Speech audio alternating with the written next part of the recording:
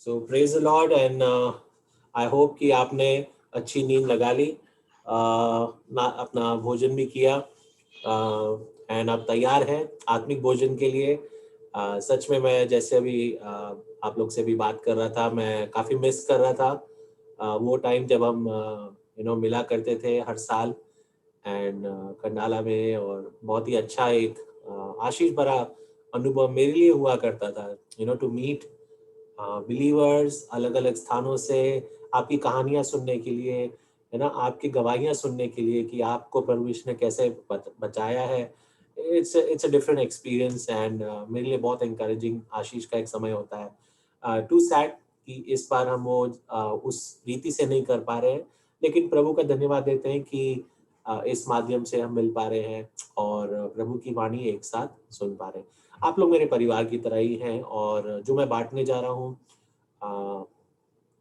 Rohit, you want to say something?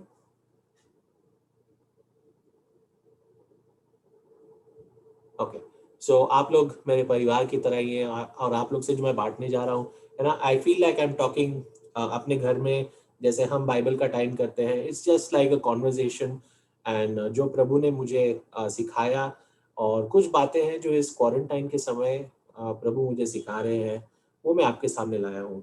Okay, तो आपके सामने एक स्लाइड रखा है और इस पे एक सवाल है, god why why is this happening, है ना, क्यों ये हो रहा है सब, ऐसा क्यों हुआ है, क्यों लोग मारे जा रहे हैं, क्यों है जो बीमारी हुई।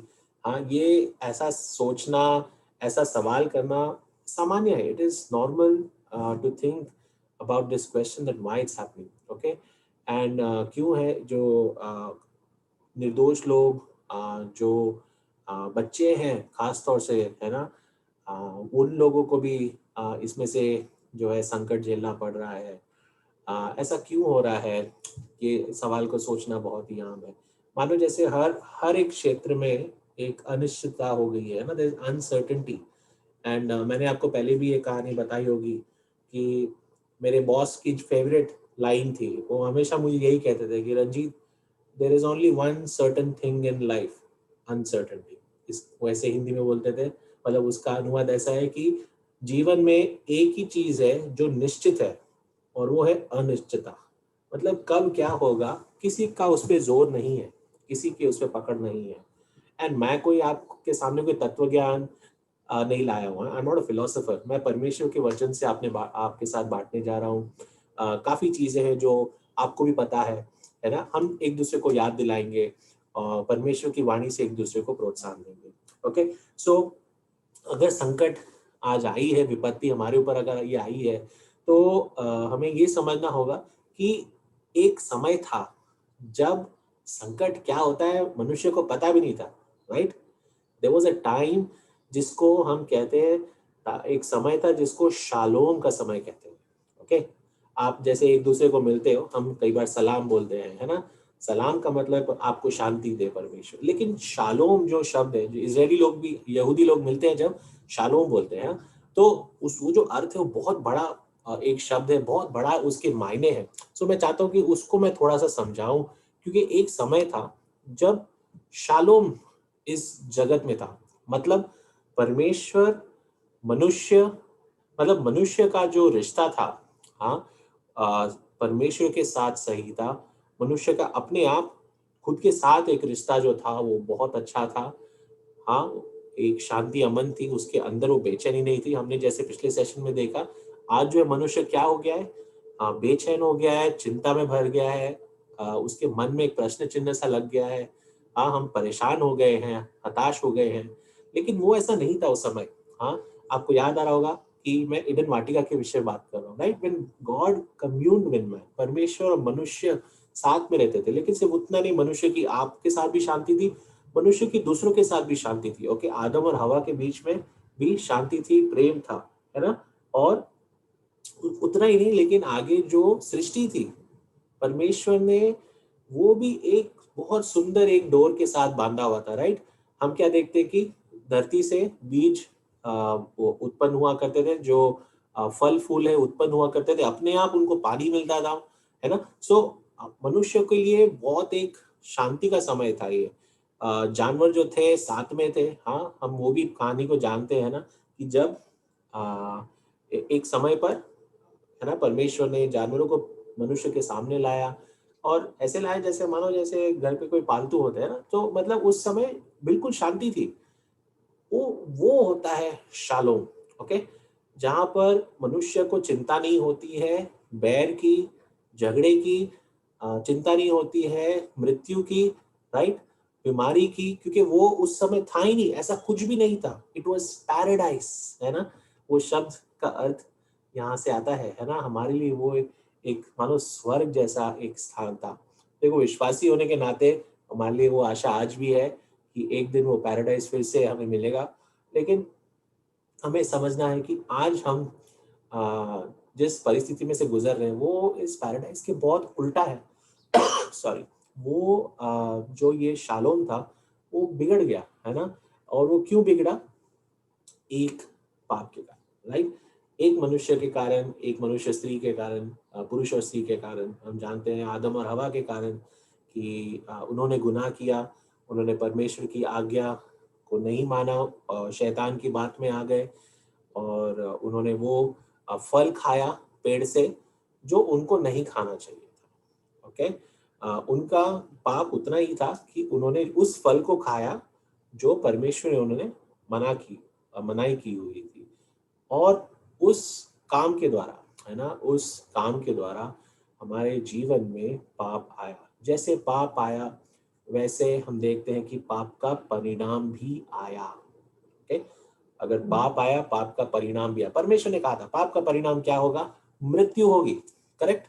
उसके पहले मनुष्य को पता नहीं था कि मृत्यु क्या होती है।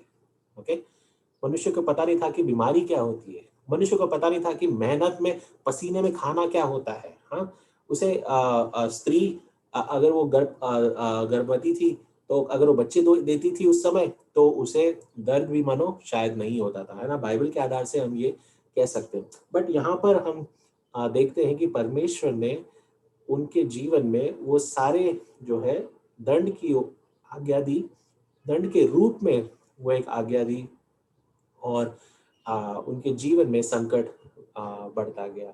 मैं चाहता हूँ कि आइए हम उत्पत्ति 3 की अध्याय खोलें और समझे कि सच में ये संकट क्यों आते हैं।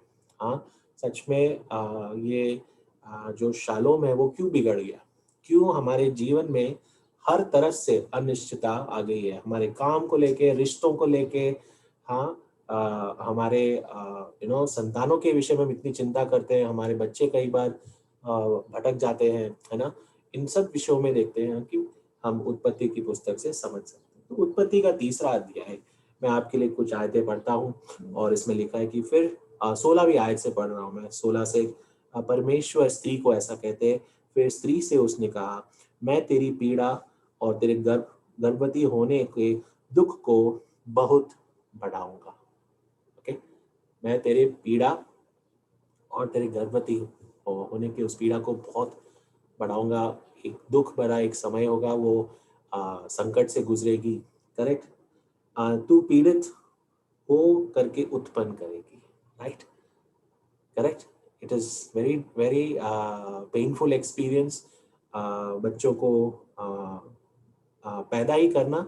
लेकिन मैं सोचता हूँ इसमें बच्चों को बड़ा करने के विषय में भी हमारे लिए बताया गया कि हम बच्चे भी जब बड़े करते हैं, है ना, तो हमें वो बहुत कई बार एक तकलीफ से गुजरना पड़ता है।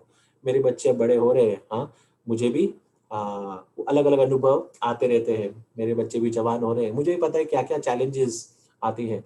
जब शालोम बिगड़ गया है, जब हमारे अंदर की जो परमेश्वर के साथ, आप खुद के साथ जो वो रिश्ता था, जो वो डोर थी, वो टूट गई है, तो देखिए अपने आप बैर शुरू हो जाता है मनुष्यों के बीच, है ना।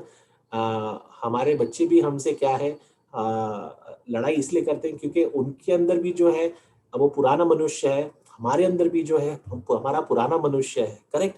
तो इसलिए जो है शालोम बिगड़ने के कारण ये हो चुका है। आज कल लॉकडाउन में हम देखते हैं कि कई परिवारों में बहुत बहुत संकट आ रहे हैं, बिकॉज घर पे है। हाँ, पहले तो काम के वजह से जो थे अलग होते थे या पढ़ाई की विषय से थोड़ा बाहर जाते थे। अब तो घर में है और उसी परिवार में रहना पड़ता है। ये बात अच्छी है कि कई रिश्ते बन भी रहे हैं, लेकिन खास तौर से जो अविश्वासी लोग हैं जिनके घर पे प्रभु यीशु मसीह नहीं है, उनके घर पे बहुत ज़्यादा संकट आ रहे हैं, उनके रिश्तों में संकट आ रहे हैं। ओके, फिर परमेश्वर उस स्त्री को उसके पति के रिश्ते के विषय में भी कुछ कहते हैं। क्या कहते हैं? और तेरी लालसा तेरे पति की ओर होगी। ओके, और वो क्या करेगा? वो तुझ पर प्रभुता करेगा।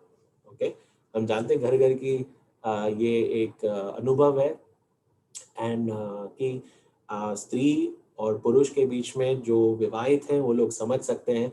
कोई भी मैरिज परफेक्ट नहीं है ना? हर किसी में थोड़ी कमी घटी होती है। हाँ, कोई भी नहीं कह सकता कि हम लोग के बीच में वो क्या कहते हैं हिंदी में, तू मैं नहीं होती है ना? वो सब कहाँ से शुरू हुई है? करेक्ट।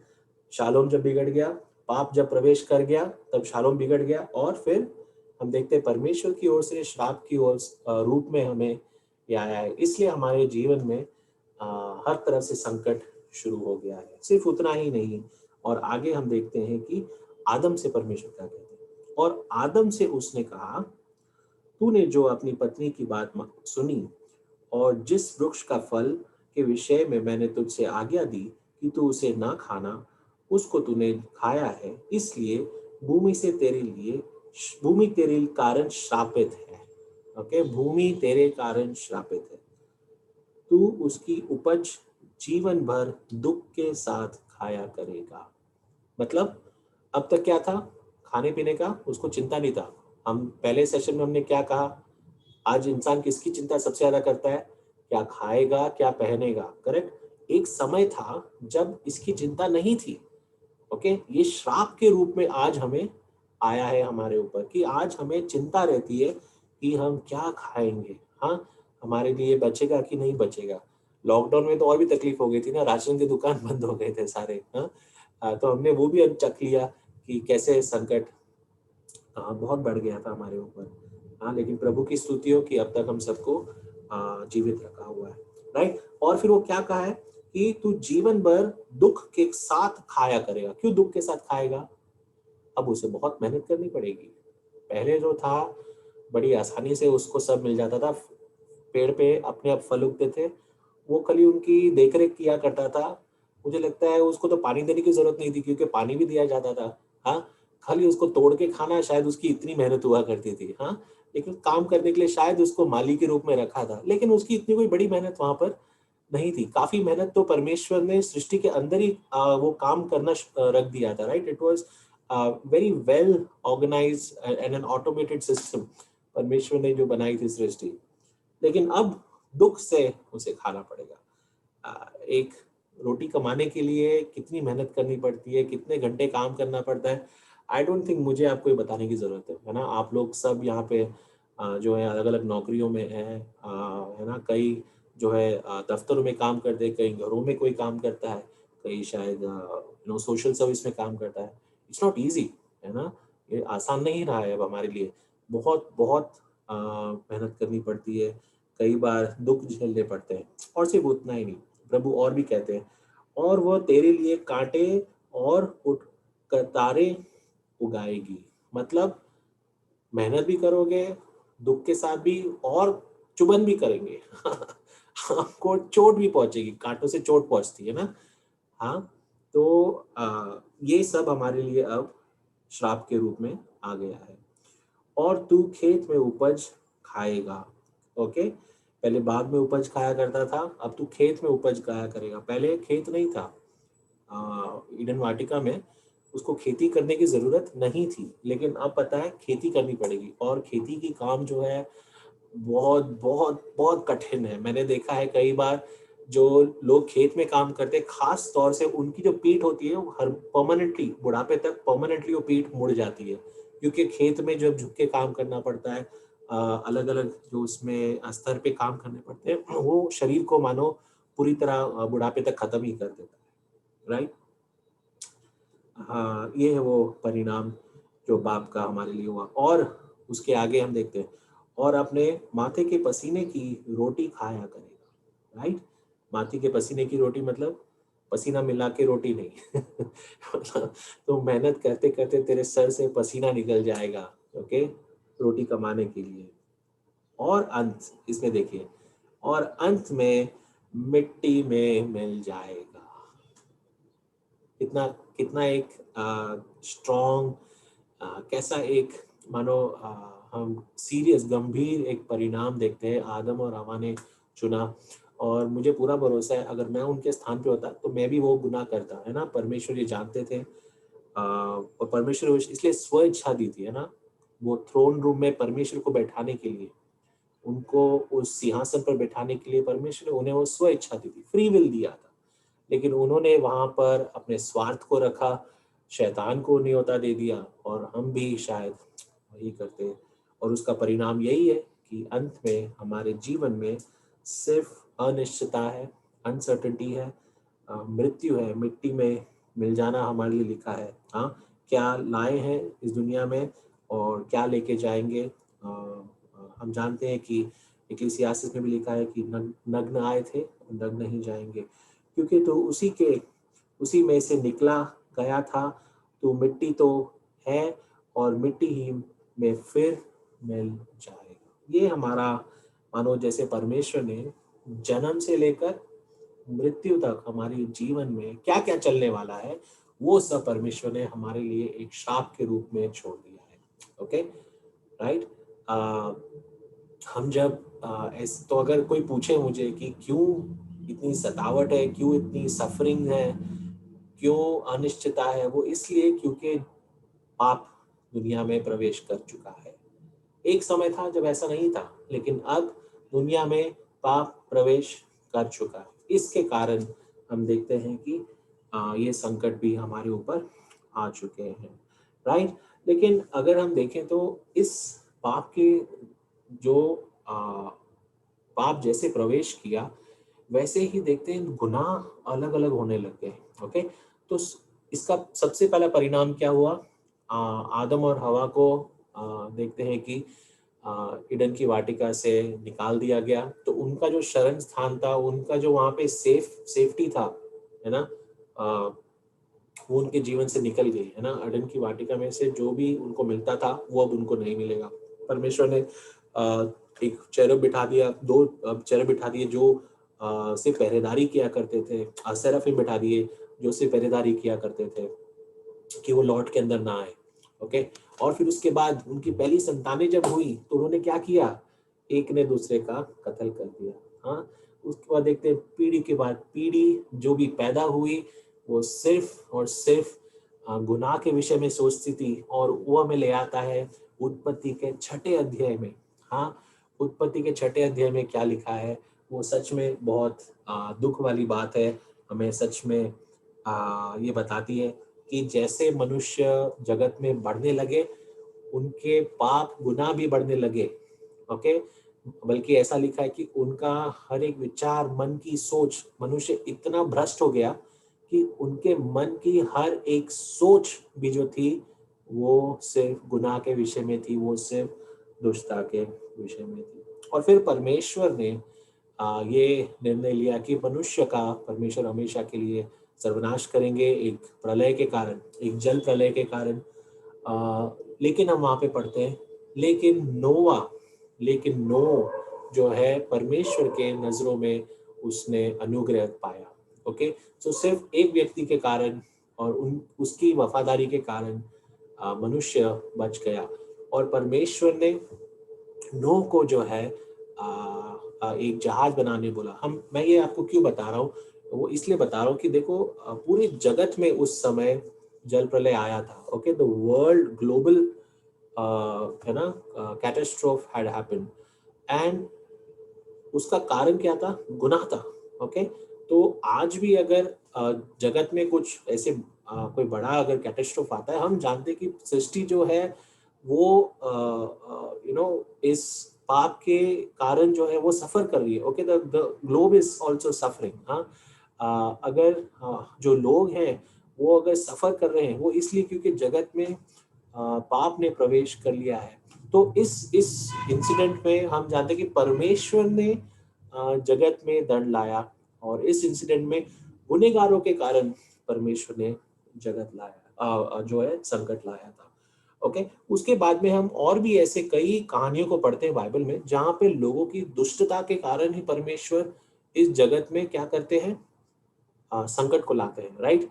तो एक शहर को भी परमेश्वर ने नाश किया था, हम इस कहानी को जानते हैं, जब लोट के परिवार को सोडोम और गमोरा में से बाहर निकाला था परमेश्वर ने, क्योंकि सोडोम और गमोरा का गुनाह इतना बढ़ गया था कि परमेश्वर तक पहुंच चुका था उनका गुनाह, और परमेश्वर ने यह निर्णय कर लिया था कि इस पूरे शहर को नाश कर देंगे। क्यों? क्योंकि वे व्यभिचारी थे, वे पुरुषगामी थे, और उनके अंदर वो हर गुनाह थे, और परमेश्वर ने गुनाह के कारण फिर से उनको जो है नाश की ओर ले गए। तो परमेश्वर, हम देखते हैं बाइबल में ऐसे विनाश को इस्तेमाल करते हैं लोगों के ऊपर दंड लाने के लिए, ठीक है। उसके बाद में और एक हम अगर आगे देखते हैं तो निर्गमन की पुस्तक में देखते हैं कि और एक व्यक्ति के कारण एक पूरे राष्ट्र को, ओके, फैरो के कारण, उसके हृदय की कठोरता के कारण पूरे राष्ट्र को जो है परमेश्वर ने दंड दिया। और क्योंकि वो इजरायलियों को जाने नहीं दे रहा था, उनको गुलाम बना के रखा था, परमेश्वर ने उनको, जानते कि आखिरी जो श्राप था उनके ऊपर वो ये आया था, महामारी जो आई थी वो ये थी कि उनका पहलौठा मर गया था।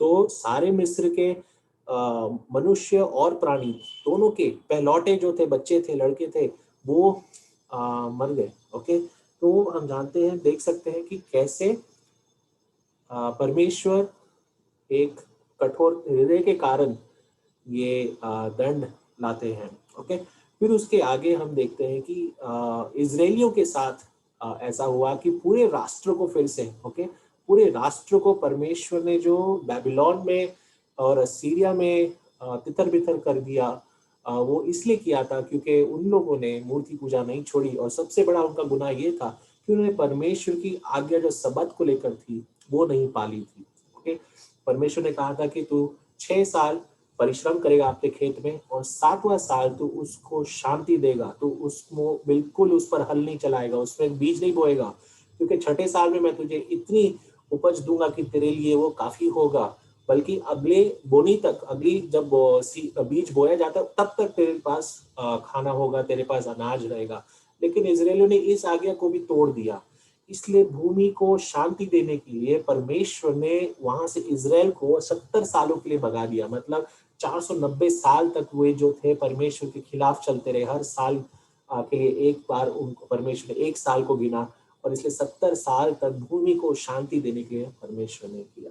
तो अगर हम ऐसे उदाहरणों को जब बाइबल में पढ़ते हैं, कई बार हम ऐसे सोचने लग जाते हैं कि मतलब संकट इसलिए आता है क्योंकि लोग गुनाह कर रहे हैं। ओके, यस, वो एक तरीका है, लेकिन और एक उदाहरण है हमारे पास, हमें उसको भी अपने क्या कहते हैं तराजू में लेना है, उसको साथ में समझना है, और फिर अपने परमेश्वर के इस समझ को लेना है, और वो है अय्यूब की कहानी। जोब, परमेश्वर ने खुद कहा क्या था, धर्मी था, लेकिन फिर भी उसके जीवन में संकट आया। ओके, परमेश्वर ने फिर भी अनुमति दी कि शैतान को जोब के जीवन में ताड़नाएं लाए, संकट आए। मतलब इस बार परमेश्वर ने एक और तरीका बताया जिसके कारण जीवन में संकट आ सकते हैं, वो है परमेश्वर की महिमा के लिए संकट आ सकता है आपके जीवन में। Do you understand this? क्या आपको समझ में आया? सबसे पहले हमने देखा, हाँ, कि गुनाह के कारण, पाप के कारण, व्यभिचार के कारण, हमारे हृदय की कठोरता के कारण परमेश्वर इन दंड को ले आते हैं। करेक्ट? हाँ। अब धार्मिकता दिखाने के लिए हमारे जीवन में परमेश्वर परीक्षाओं को ले आते हैं। जैसे हम जानते हैं कि अब्राहम के जीवन में परीक्षा परमेश्वर लाई ताकि वो उसमें से एक धार्मिक निकले, उसको आत्मिक रूप से बढ़ोतरी मिले। तो इसका आपको मैं क्या बताना चाहता हूँ, आपको मैं क्या समझाना चाहता हूँ, उसको मैं अब आगे जो हमारे पास 15-20 मिनट है उसमें मैं आपके साथ चर्चा करना चाहूँगा। एक कहानी है बाइबल में, जो एक घटना होती है लूका के 13वां अध्याय में। आइए आप हम वहां पर जाएं। लूका का 13वां अध्याय। इसको अगर मैं कुछ टाइटल दूं उस अध्याय को, तो वो इस समान होगा, उसका शीर्षक इस समान होगा, why bad things happen to good people. Okay, हमने कई बार सुना भी होगा कि अच्छे लोगों के साथ बुरी बातें क्यों होती हैं, राइट। हम कई बार इस लोगों के मुंह से भी इस चीज को सुनते हैं कि क्यों लोगों को जो अच्छे हैं उनके साथ क्यों क्यों ऐसा बुरा होता है। ओके, तो लूका की पुस्तक में हमारे पास ये उदाहरण है। कुछ पहले की आयतों को हम पढ़ेंगे। ओके, सो लूका 13 उसकी पहली आयत में लिखा है। रेडी है बाइबल खोल के? गुड। उस समय कुछ लोग आ पहुंचे और उससे उन गलीलियों की चर्चा करने लगे जिनका लहू पिलातुस ने उनके बलिदान के साथ मिलाया था। ओके, कुछ तो घटना घटी है इज़राइल में, उसके विषय में और कहीं पे कोई कनेक्शन हमें मिलता नहीं है।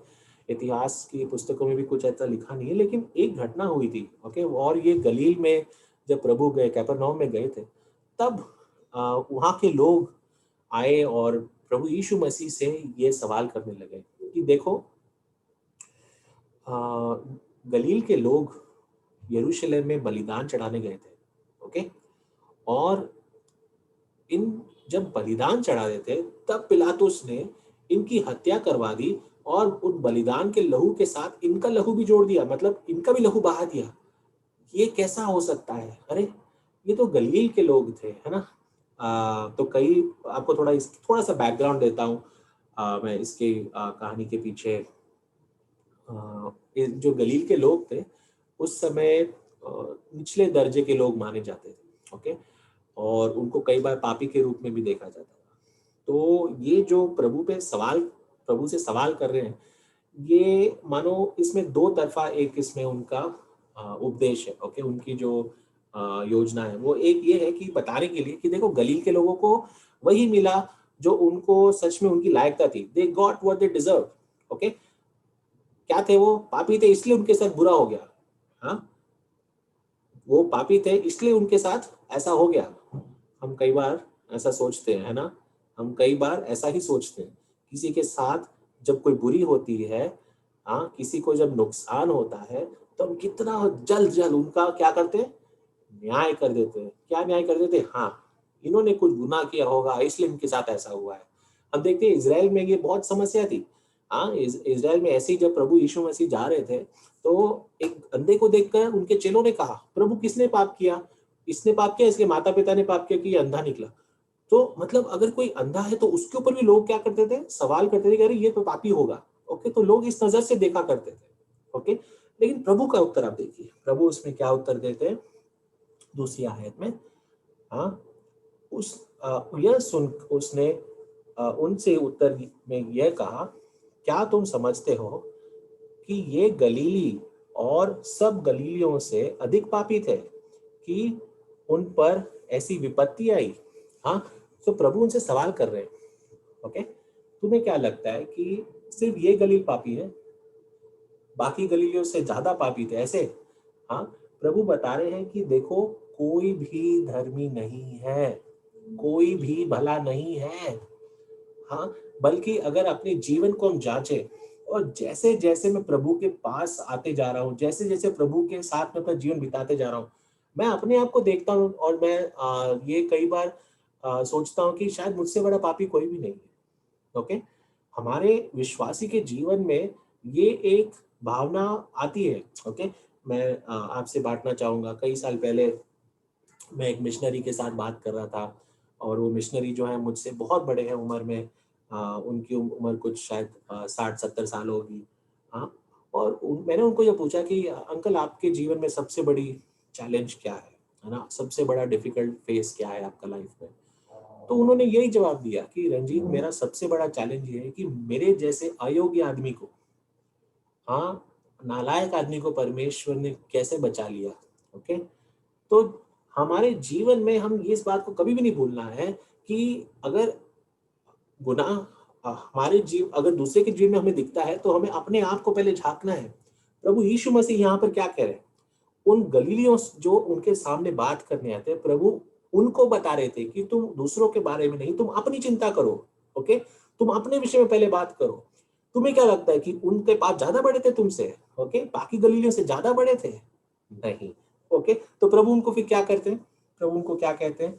प्रभु उनको एक और कहानी बताते हैं। ओके, ओके, तीसरी आयत को मैं अब नहीं पढ़ूंगा, चौथी आयत को पहले पढ़ूंगा। ओके, चौथी आयत में प्रभु उनको एक कहानी बताते हैं। प्रभु उन्हें कहते हैं कि या क्या तुम समझते हो कि वे 18 लोग जो फिर में शिलो के गुम्मट जिस पर गिर गया था, वे उसमें दब के मर गए थे यरूशलेम में, और सब रहने वालों से अधिक अपराधी थे क्या? ओके, तो प्रभु उनको और एक घटना बताते हैं। शिलो में एक जो है टावर बन रहा था, एक इमारत बन रही थी, और वो काम करते समय इमारत जो है 18 लोगों पर गिर के वो लोग मारे गए थे। ओके, तो प्रभु उनको कहते हैं कि तुम्हें क्या लगता है कि वो बहुत बड़े अपराधी थे यरूशलेम में रहने वाले लोगों से? तो मतलब तुम कहाँ पर रहते हो, तुम किनके बीच में उठते बैठते हो, गलीली हो या यरूशलेमी हो, हाँ, ये मायने नहीं रखता है कि तुम कहाँ के रहने वाले हो। ओके, हर किसी ने गुनाह किया है, हर किसी ने हर किसी जो हर कोई जो है परमेश्वर की महिमा से नीचे है, वंचित है, उनकी सीमाओं से हम गिर चुके हैं, है ना? बल्कि हम अगर आगे पढ़ते हैं तो प्रभु हमें इसी पुस्तक के आई बिलीव 18वें अध्याय में ये भी बताते हैं कि प्रभु यीशु मसीह खुद कहते हैं कि कोई भी भला नहीं है परमेश्वर के अलावा, there is no one good. याद है आपको वो कहानी? हाँ, जब एक धनी पुरुष आया था प्रभु के सामने बात करने के लिए, तो प्रभु ने उसे कहा कि तुम मुझे भला क्यों कहते हो? हाँ, परमेश्वर छोड़ कोई भी भला नहीं है, मतलब कोई भी धर्मी नहीं है। ओके, तो आप दूसरों का उदाहरण क्यों दे रहे हो? हाँ, परमेश्वर कहते तुम अपने विषय में पहले सोचो, आपका आत्मिक स्तर कहाँ पर है। ओके, तो इसको इनको प्रभु क्या उत्तर दिया? ओके, प्रभु ने क्या उत्तर दिया हम वो देखेंगे। ओके, हमने एक बीच में वचन छोड़ दिया ना, तीसरी आयत, मैं तुमसे कहता हूं कि नहीं, परंतु यदि तुम मन में क्या होगा, हाँ, तुम अगर मन ना फिराओगे तो तुम सब भी इसी रीति से नष्ट हो जाओगे। ओके, उसके बाद में पांचवी आयत में प्रभु वही वही संदेश को फिर से बताते हैं। जब वो दूसरी कहानी बताते हैं, क्या बोलते हैं कि मैं तुमसे कहता हूं कि नहीं, वे लोग ऐसे पापी तो नहीं थे, परंतु यदि तुम मन ना फिराओगे तो सब भी इसी रीति से नष्ट हो जाओगे। प्रभु यहाँ पे हमें क्या सिखाना चाहते हैं? प्रभु ये सिखाना चाहते हैं कि हमारे जीवन में अगर हमें कुछ करना है, ओके, तो हमें मन फिराव करना है। मतलब अगर संकट को मैं देखता हूँ, जब जब किसी के जीवन में भी मैं संकट को देखता हूँ, जब इस पैंडेमिक में हम गुजर रहे हैं और मैं न्याय करने की सोचता हूँ किसी की, उस उन लोगों की गलती है, ये चीन की गलती है, ये उस देश की गलती है, हाँ, उसके पहले हमें अपने जीवन को सही करना है। ओके, दूसरों पर उंगली उठाने से पहले अपने जीवन को पहले हमें परखना है। और परमेश्वर हमें ये कहते हैं कि हमें मन फिराव करना है। ओके, हमें मन फिराव करना है। देखो, इसी घटना में लूका के 13वें अध्याय में इसके बाद प्रभु एक दृष्टांत हमें बताते हैं। ओके, वो दृष्टांत को मैं आपके साथ बांटना चाहूंगा। वो दृष्टांत ऐसा है, फिर उसने यह दृष्टांत भी कहा, किसी की अंगूर की बारी में एक अंजीर का पेड़ लगा हुआ था। ओके, किसी की अंगूर की बारी में एक अंजीर का पेड़ लगा हुआ था। वो उसमें फल ढूंढने आया, परंतु ना पाया। ये प्रभु बता रहे हैं इज़राइल के विषय में कि देखो, परमेश्वर आए हैं आपके अंदर फल खोजने। ओके, प्रभु यीशु मसीह बता रहे थे कि इज़राइल, तुम्हारा आत्मिक फल कहाँ है? मैं खोजने आया हूँ। ओके, वैसे ही परमेश्वर हमारे जीवन को भी देख रहे हैं, हमारे जीवन में भी चाहते हैं कि हम आत्मिक फल लाएं। ये लॉकडाउन का जो समय था, 7 महीने हमने घर बिताए हैं। आप मुझे बताइए, आपका आत्मिक स्तर क्या है? क्या वही स्तर है जो 7 महीने पहले था? पहले आपके पास हर बहाना था ना कि मेरे पास बाइबल पढ़ने का समय नहीं है, मेरे पास प्रार्थना करने का समय नहीं है, मेरे पास कुछ बातचीत करने का समय नहीं है प्रभु की, मेरे पास मीटिंग अटेंड करने का टाइम नहीं है, चर्च बहुत दूर है, मुझे बताइए, क्या एक समय नहीं आया? क्या एक बार भी ऐसा नहीं हुआ कि आपके आलस, आत्मिक आलस के कारण आप प्रभु की वाणी नहीं पढ़े? हाँ, आत्मिक आलस के कारण आपने मीटिंग अटेंड नहीं की, बहाने बनाए। क्या ये सच नहीं है कि आप पूरी तरह आज भी जो है उन्हीं आदतों से संघर्ष कर रहे हैं जो पहले कर रहे थे? भाइयों बहनों, हमें मन फिराव करना है, हमें पश्चाताप करना है, हमारे गुनाहों को मानना है। हम किसको मूर्ख बना रहे हैं? हाँ, हमें डर है कलीसिया के प्राचीनों के विषय में, हमें डर है कि दूसरे क्या बोलेंगे उसके विषय में। लेकिन सबसे पहले हमें परमेश्वर का भय मानना है, हमें मन फिराव करना है। हमारे अगर जीवन में इस अनिश्चितता को जब मैं देखता हूँ ना, तो मुझे अपने जीवन को सबसे पहले सही करना शुरू करना पड़ेगा। क्यों? क्योंकि आज अगर आपकी मृत्यु हो गई, तो आप परमेश्वर को क्या मुँह दिखाओगे? देखो, मैं ये नहीं कहता हूँ कि आपके उद्धार खो जाओगे आप, ओके? प्लीज़ डोंट मिसअंडरस्टैंड मी। लेकिन आप शर्म के साथ क्यों परमेश्वर के सामने जाना चाहोगे? हाँ, कि आपने परमेश्वर के लिए कोई आत्मिक फल भी उत्पन्न नहीं किए। आपने परमेश्वर के राज्य के लिए कुछ भी उत्पन्न नहीं किया। हाँ, एक आत्मा को भी आपने जाके सुसमाचार नहीं सुनाया। आपके पास इतने मौके थे, हाँ, आपने जाके कुछ भी प्रभु के राज्य के लिए काम नहीं किया। क्यों आप ऐसा प्रभु को ऐसी परिस्थिति में मिलना चाहोगे? इसलिए मैं आपको प्रोत्साहन करना चाहता हूँ, परमेश्वर आए और इस वाटिका में इस अंजीर की बाड़ी में सॉरी अंगूर की बाड़ी में आए और परमेश्वर ने वहां से एक फल की अपेक्षा की। लेकिन क्या हुआ? वहां पे रखवाले ने क्या कहा कि देख, 3 वर्ष से इस अंजीर के पेड़ पर फल ढूंढता आता हूँ, परंतु नहीं पाता। इसलिए काट डाल कि यह भूमि को भी क्यों रोके हुए रहे। तो प्रभु जो मालिक आया है, वो रखवाले से पूछ रहा है कि 3 साल हो गए हैं, 3 साल से मैं इस अंजीर के वृक्ष पर आ रहा हूँ एक अंजीर के फल के लिए, लेकिन अब तक एक भी फल नहीं मिला है मुझे। हाँ, एक भी फल अब तक नहीं आया है। आप अपने आप से सवाल कीजिए, कब से आप प्रभु में आए हैं? कब से, कितने सालों से आपने प्रभु को है ना, अपना उद्धारकर्ता माना है? आपने परमेश्वर के राज्य के लिए क्या हासिल किया है? अपने आप के अंदर क्या बदलाहट लाने में प्रभु की सहायता की है? क्या आपके स्वभाव आज भी वही है? आपकी सोच क्या बदली नहीं है? क्या आज भी आप पैसों के लिए धोखा देते हो, पैसों के लिए झूठ बोलते हो, या पढ़ाई लिखाई में निकम्मापन दिखाते हो? क्या आज भी आपका जीवन का लाइफस्टाइल ऐसा है? तो आपको सच में वो सवाल पूछना है अपने आप से, और इस दृष्टांत से सीखना है कि परमेश्वर आपसे धीरजता दिखा रहे हैं। लेकिन यहाँ पर देखिए, यहाँ पे सवाल पूछा है, राइट? क्या पूछा है? क्यों इसको अब तक भूमि में रखा हुआ है? काट डालो, है ना? पढ़ के बहुत डर लगता है ना, कि परमेश्वर उस रखवाले से, बारी के रखवाले से कह रहे हैं कि ये तो अच्छी जो धरती है उसको भी, उसमें से धरती को भी नष्ट कर रहा है ये पेड़। आप इस पेड़ को ही काट डालो, मतलब ये तो ज्यादा नुकसान दे रहा है मुझे। हाँ, लेकिन रखवाले ने क्या कहा? ओके, उसने उसको उत्तर दिया, हे स्वामी, इसे इस वर्ष और रहने दो। ओके, इस वर्ष और 1 साल दे दो, और 1 साल दे दो। वो क्या करेगा? रखवाला क्या कह रहा है? मैं उसकी चारों ओर खोद कर खाद डालूंगा। ओके, मैं उसकी देखरेख करूंगा, मैं उसको पालन पोषण करूंगा, उसकी रखवाली करूंगा।